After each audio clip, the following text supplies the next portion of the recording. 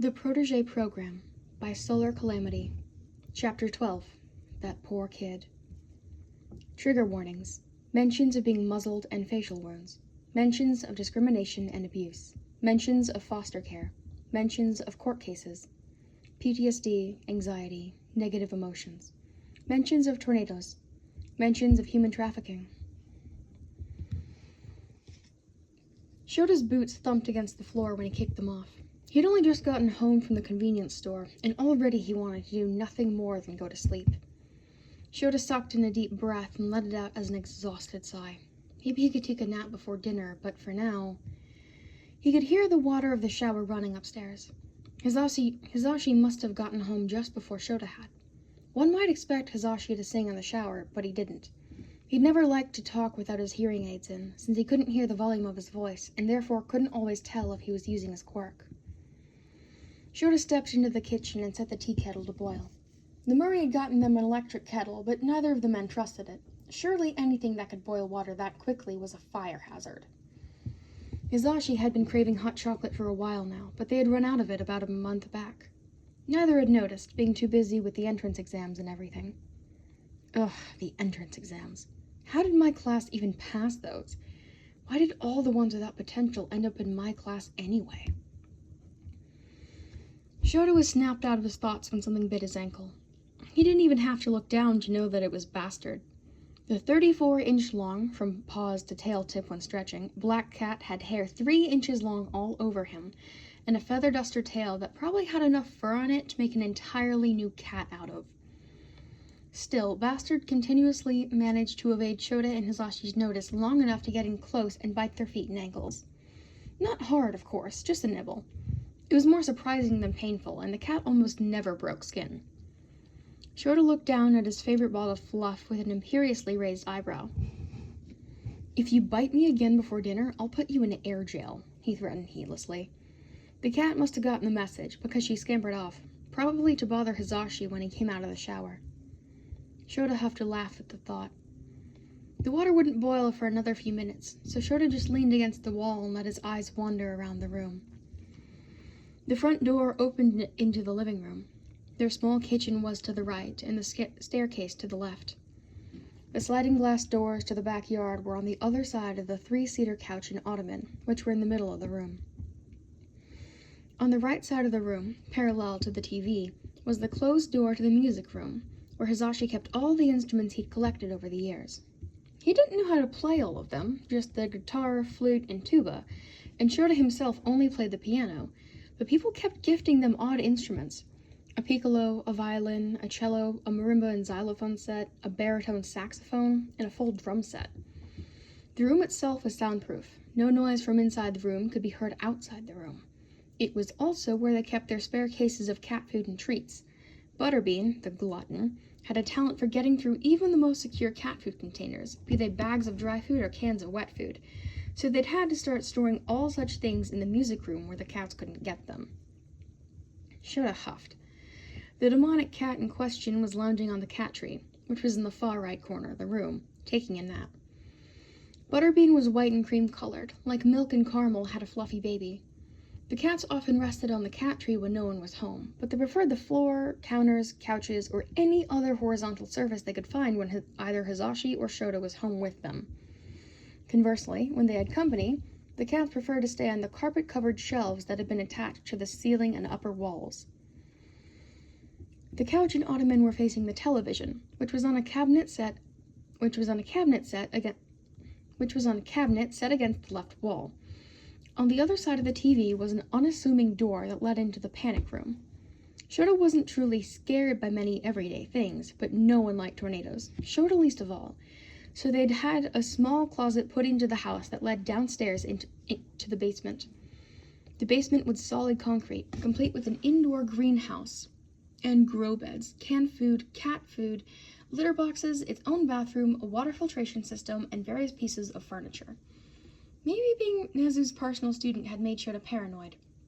Or maybe it was the massive EF3 tornado that had ripped through Musatafu for all of 12 minutes a few years back, barely missing where his nephew had been wandering around looking for stray cats by a few miles. Shouta frowned at the memory. If anything had gone differently that day. He sighed and shook away the thoughts as he heard the shower turn off. No use thinking about that now. Shouta could hear the water sizzling. It wouldn't be too long before it was hot enough to make hot chocolate out of. Shouta didn't like hot chocolate as much as he did coffee, but it was a good drink. Hizashi liked it better than coffee, but less than tea, except when he had a really strong craving for it or needed comfort. Or when the situation called for it, like when it snowed. Shota's lip twitched upwards in a slight smile. He pushed off the wall and headed back into the kitchen. He grabbed at the mixing bowl and whisk attachment and stuck them into the fridge. Hizashi would probably like some fresh whipped cream to go with his hot chocolate, and it's easier to make if the bowl and whisk are already cold. He could hear Hizashi coming down the stairs now, bastard meowing at his heels for attention. Shouta turned around and greeted Hizashi in sign language, knowing his husband wouldn't have put in his hearing aids yet. His husband greeted him back with a hug. He smiled as he pulled away, the corners of his eyes crinkling. The sight of it made Shouta smile softly, until his eyes landed on Hizashi's nose. More specifically, the scar over the bridge of Hizashi's nose. The muzzle scar on the bridge of Hizashi's nose. The scar that perfectly matched the one on Midoriya Izuku's nose. Oh. Oh no. Shouta felt himself cringe slightly, the smile falling from his face. That poor kid. No one deserved to be muzzled. Not if they talked a lot, not if they were rude and annoying, not if they had a destructive vocal quirk. Not for anything. And yet, Hizashi caught Shota's attention before beginning to sign. What's wrong? What's with that look on your face?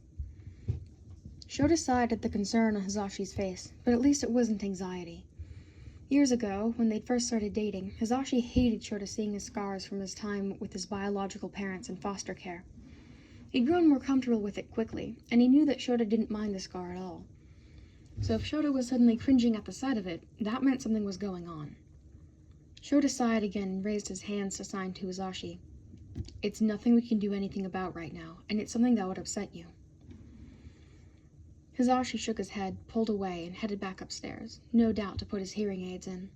He'd always preferred to have serious conversations verbally, since someone's tone said a lot about what they really meant. Shouta turned back towards the kettle, which was now screaming for his attention, and took it off the heat. He dumped some hot chocolate powder into 2 cups and pulled out a bag of marshmallows. He wouldn't have time to make any whipped cream before Hizashi came back downstairs. Shouta was glad he'd taken the time to stop at that convenience store and buy more hot chocolate, both because the drink was a comfort to Hizashi, and because he'd learned more about Midoriya Izuku. Shouta heard Hizashi come back downstairs, and he turned and handed the man one of the mugs of hot chocolate and the open bag of marshmallows before leading him to the couch and sitting down in the middle of it. He set his mug on the low coffee table between the couch and TV, but Hizashi held on to his as he settled next to Shouta. Bastard immediately leapt onto the back of the couch behind Shouta, and Butterbean left his perch on the cat tree to commandeer Hizashi's lap. Shouta, what's this about? Hizashi asked quietly, his bottle green eyes searching Shota's. Shouta hesitated. It's about one of the kids at the Protege program. The one Nezu has his eye on. I think the kid... Shouta trailed off. Hizashi sighed quietly. You think he's been muzzled? It wasn't a question, not really. There was really nothing else it could be, not with the expression of dawning recognition, horror, and sympathy on Shota's face when he'd seen Hizashi's scar. Yes, Shouta admitted. Yesterday it was just a scar, but today, when I ran into him at the convenience store, it looked like someone had slammed him face first into a wall while he'd been wearing a sharp-edged muzzle. Whatever's happening to him, it's not in the past. Hizashi slumped, face crumpling. It pulled at Shota's heartstrings to see him this way, so he scooted closer to him, letting Hizashi rest his head on Shota's shoulder. Hizashi hated this.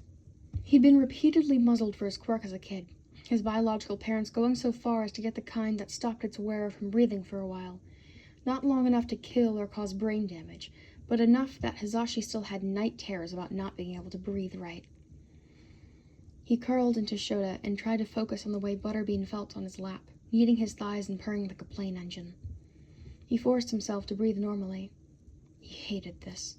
He'd gone through so much legal bullshit in that court case against his bio parents after he'd been adopted. It had taken a little under 2 years, but it had finally been declared that it was illegal to muzzle anybody for their quirk, something that had been previously legal in Japan. It had helped people with vocal quirks live better lives. It suddenly being legal didn't magically fix things, though. Shouto's nephew, Hitoshi, had been muzzled a few times, by classmates, cops, even heroes, not to mention the occasional quirk traffickers.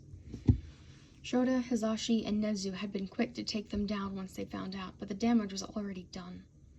Hitoshi had a scar on the bridge of his nose, just like Hizashi, and he had similar trauma triggers.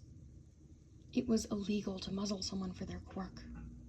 That didn't mean it didn't ever happen, though. Shouta, Hizashi's quiet voice broke the silence. What kind of quirk does this kid have? They could fight this. They could fight this.